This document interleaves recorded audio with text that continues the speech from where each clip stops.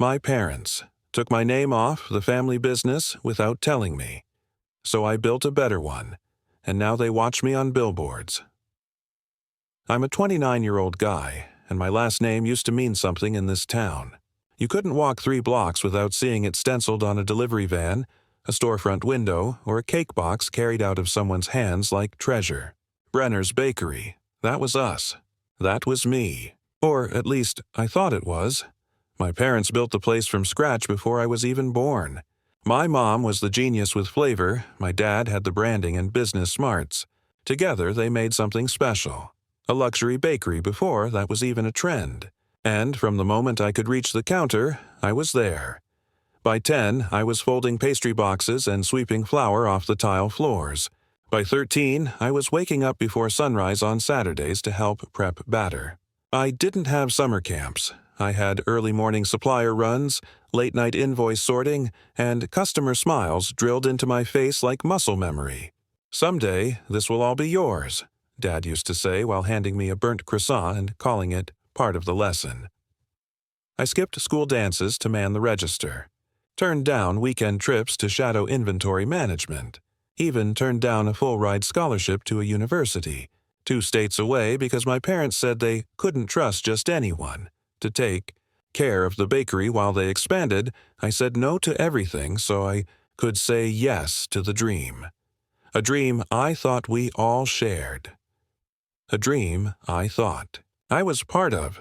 I wasn't just the son, I was the legacy. At least, that's what I believed. Looking back now, I realize I wasn't building with them. I was building for them. For most people, childhood is about discovery, figuring out what you love, who you want to be. For me, it was obedience. My parents used to say, discipline builds legacy. I thought that meant they were preparing me for greatness. Now I see it for what it was, conditioning. By high school, I wasn't just helping, I was running parts of the operation. I handled invoices, trained new hires, even negotiated supplier discounts when my dad was too busy golfing with clients. He'd clap me on the back and say, "That's my boy, doing it for the family." But when bonuses came, the family didn't include me.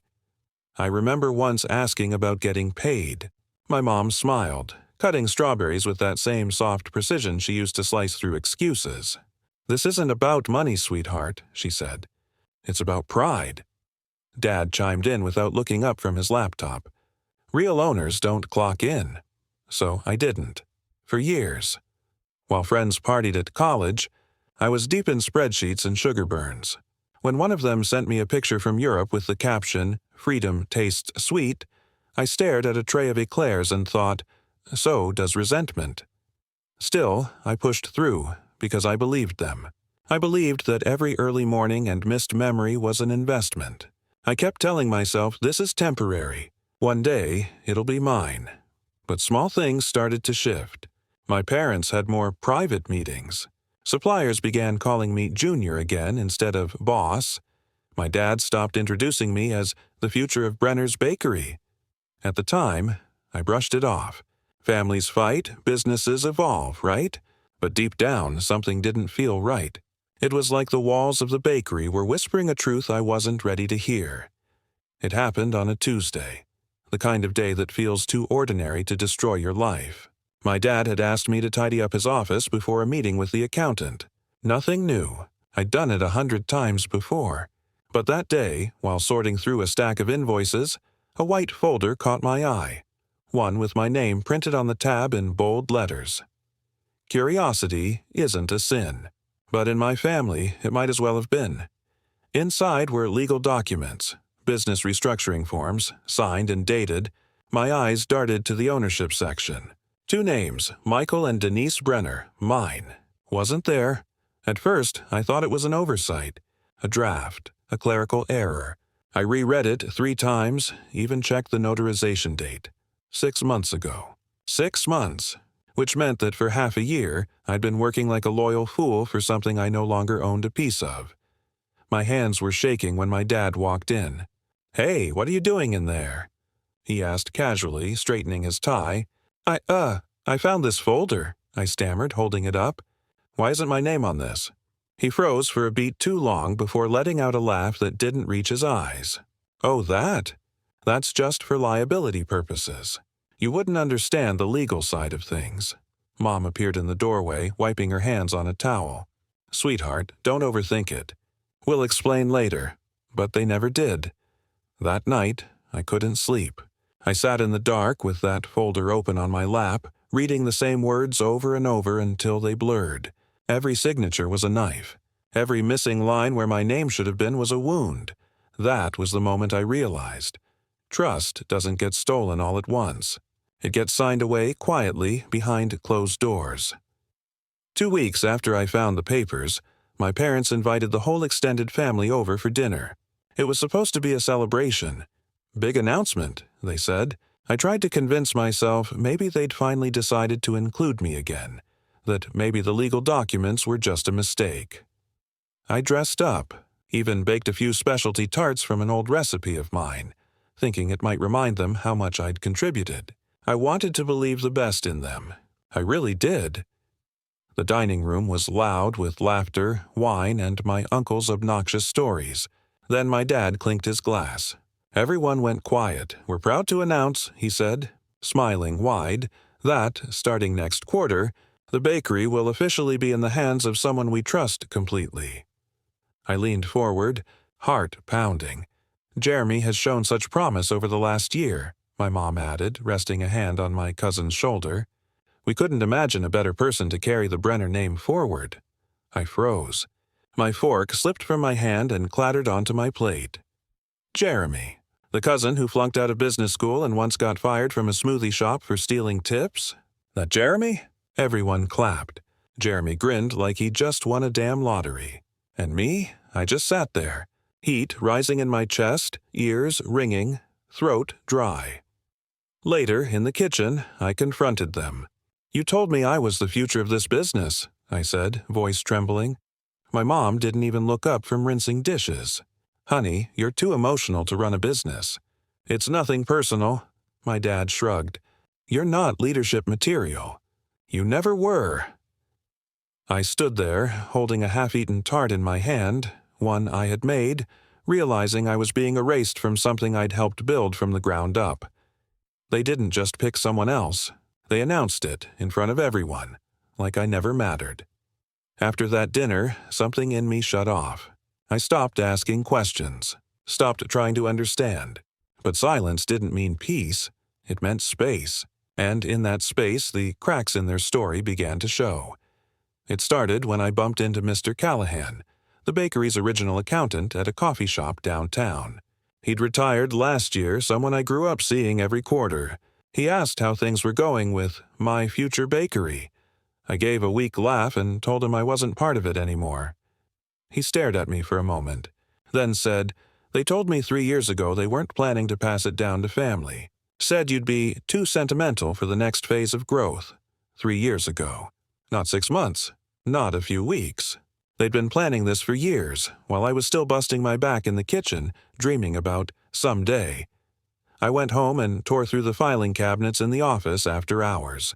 Hidden between vendor contracts and marketing materials were internal memos, emails, even pitch decks for outside investors, none of which had my name on them. They'd created a shell company under Jeremy's name 2 years ago, moved assets, shifted branding. They'd been preparing the exit. Their exit, my exclusion. And all the while, they kept me around, working, loyal, blind. The next morning, I stood in the bakery kitchen alone, staring at the stainless steel counters I'd once scrubbed with pride. Everything smelled like vanilla and betrayal. They didn't just cut me out. They used me as free labor while secretly building their next chapter. They let me believe I was the future. When I was never even part of the plan, I left that night. No big fight, no slammed doors.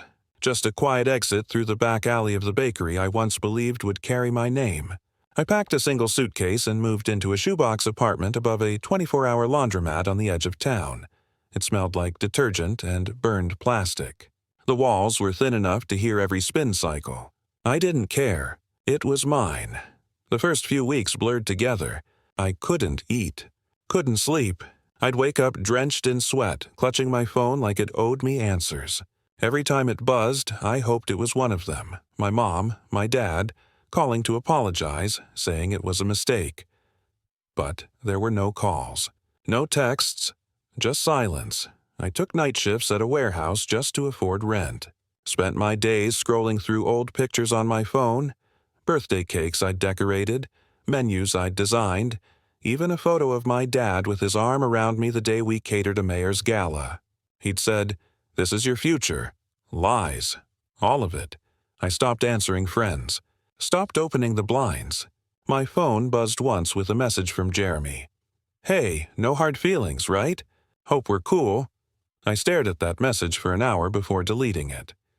One night after my shift, I walked by a cafe that used to sell our pastries. I looked through the window and saw a tray of macarons. My recipe. The swirl, the glaze, the little edible gold leaf. They were selling my work under his name. I stood there in the cold, heart pounding, fists clenched so tight my nails cut into my palm. That was my rock bottom. Not the betrayal. Not the lies. It was realizing they were thriving, without me. And no one seemed to care. Rock bottom isn't always loud. Sometimes it's just a quiet Tuesday morning, sitting on the floor of a crappy apartment, staring at a half-eaten granola bar and realizing no one's coming to save you. That was the day I stopped waiting for them to undo what they did. I took my last $600 and bought a used mixer from a closing bakery across town. Found a scratched-up oven on Facebook Marketplace. Set them up in a shared commissary kitchen I rented by the hour. I didn't have a logo, a website, or even a name. Just a handful of recipes they hadn't stolen, and something I hadn't felt in months. Clarity. I started small. Custom orders on Reddit. DM orders on Instagram. Cupcakes for a baby shower. A wedding cake someone's original baker bailed on. Every order was done solo. Measuring, mixing, decorating, boxing. Then hand-delivered in a second-hand hatchback with a broken ACI reinvested every dime. Upgraded packaging. Designed a basic Shopify store. I stayed up nights watching YouTube tutorials on branding, digital marketing, food photography. It wasn't glamorous. I wasn't going viral, but people started to notice. One customer posted an unboxing video. Then another. Then a mommy blogger with 40,000 followers ordered a cake, tagged me in her story, and suddenly my inbox exploded. Orders I couldn't fulfill. Offers to collaborate. Even local news asking for interviews. And for the first time in years, I felt seen, not as their son, not as the forgotten heir, but as someone who made something on his own. I wasn't just baking anymore. I was building, and every single click, like share and sale, whispered the same thing. You're not theirs anymore. I never expected one 30-second video to change everything. It was just me, piping frosting on a batch of red velvet cupcakes while a voiceover explained why I started my business, how I was cut out of the family bakery after dedicating my life to it. I almost didn't post it. I thought it made me sound bitter. But at 2 a.m., I hit upload and went to bed. By morning, my phone was melting. Notifications, comments, shares. By noon, the video had hit 200K views. By dinner, it was over 1 million. People flooded my DMs with support. Others sent me screenshots of similar experiences. Betrayal, favoritism, being erased from family dreams. "You're telling my story," one person wrote. Another said, "This made me cry. I've never felt seen like this." That's when I realized this wasn't just about cupcakes. It was about taking back your narrative. Orders poured in. Influencers with blue check marks asked to collaborate. Someone from BuzzFeed emailed. A startup investor said, "Your story is your brand. Let's talk expansion." But the moment that broke me wasn't online. I drove past a local shopping plaza and saw a crowd outside a pop-up food market. Right there, in the center, was a table of my cupcakes, set up by one of my early customers who volunteered to help promote. There were people lining up for what I made. For me, I stood across the street, hoodie pulled up, watching people bite into something I created, without my parents' names stamped on the box. And for the first time in years, I didn't feel small. They'd tried to bury me in silence, but the internet had given me a microphone. The email came from my dad's personal account. Subject line, "Let's talk." I almost deleted it without opening, but curiosity got the better of me. It was short. "We've been watching your progress. Let's have dinner and discuss possible opportunities. Proud of what you've built." Proud. The word sat on my tongue like poison. Still, I went. Not because I wanted reconciliation, but because I wanted to look them in the eye and not feel like a son begging for validation.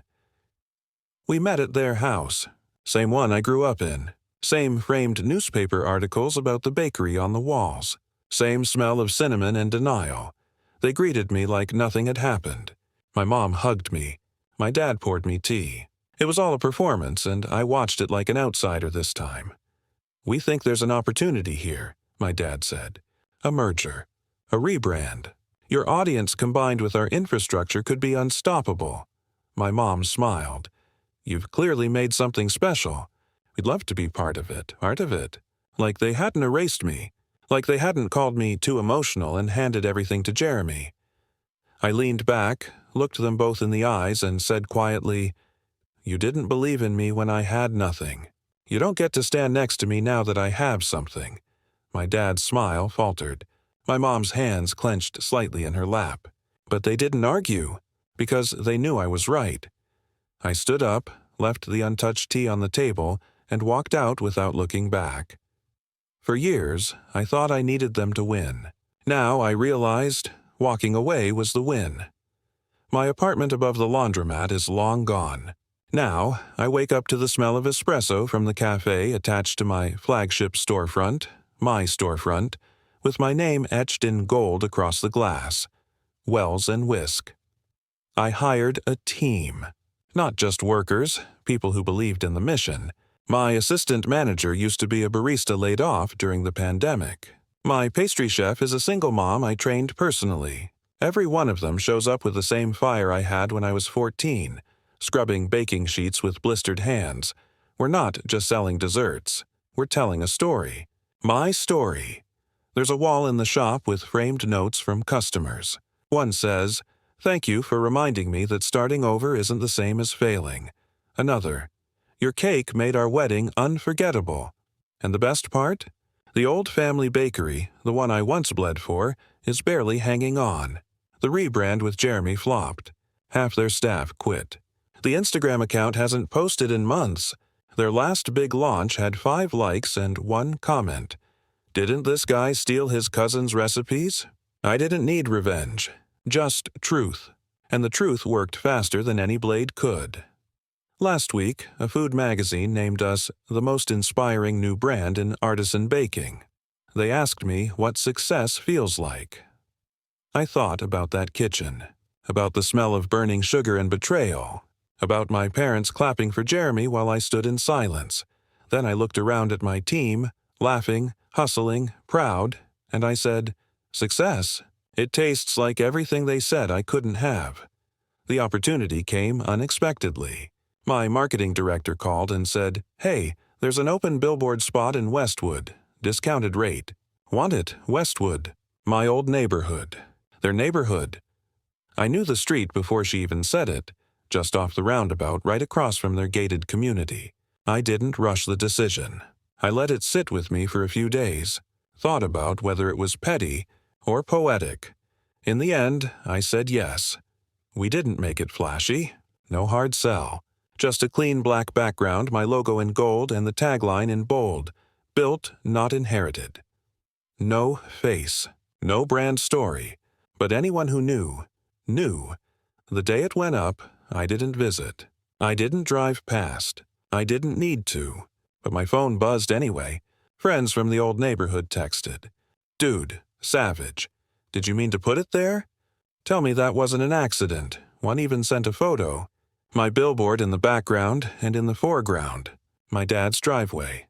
His black SUV parked beneath it like a stamp of irony. They never reached out.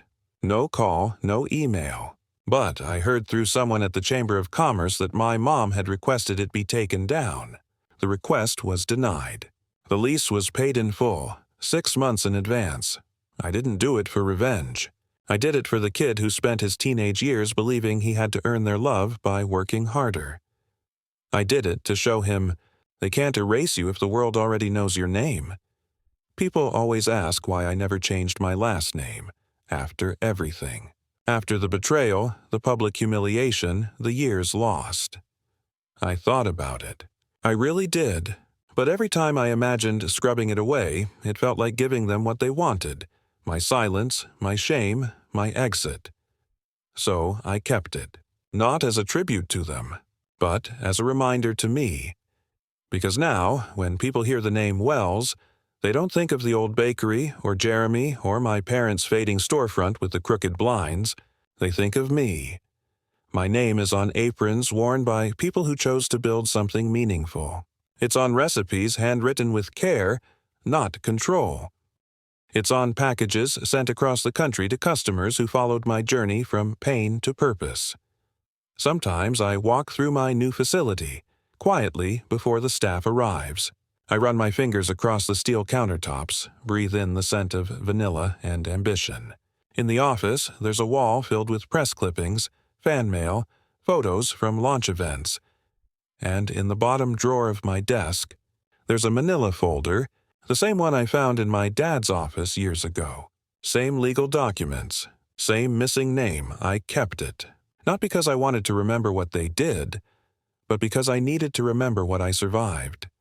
People think revenge is loud, explosive, dramatic, but sometimes it's just living well, fully, honestly. Sometimes revenge is walking past the ashes of the life they tried to bury you in, and planting something bigger in its place. So, no, I didn't change my name, because now, when someone whispers Wells, they're not talking about them. They're talking about the man who turned betrayal into a brand, and made it beautiful.